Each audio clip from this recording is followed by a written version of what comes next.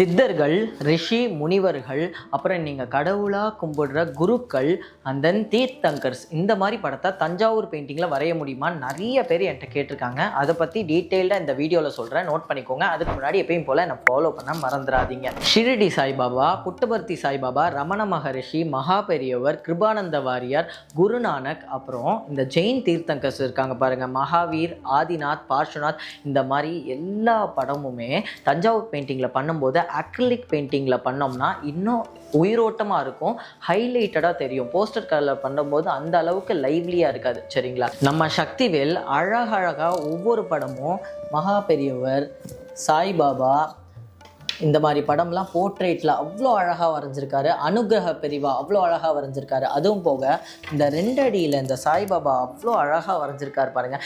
இந்த மாதிரி நிறைய படம் நீங்கள் கேட்குற மாதிரி சூப்பராக எங்களால் பண்ணித்தர முடியும். இந்த மாதிரி படம் உங்களோட ரிஷி முனிவர்களை தஞ்சாவூர் பெயிண்டிங்கில் பண்ணணும்னு நீங்கள் நினச்சிங்க அப்படின்னா போர்ட்ரேட்டுன்னு கமெண்ட் பண்ணுங்கள். நானே உங்களுக்கு பர்சனலாக மெசேஜ் பண்ணுறேன்.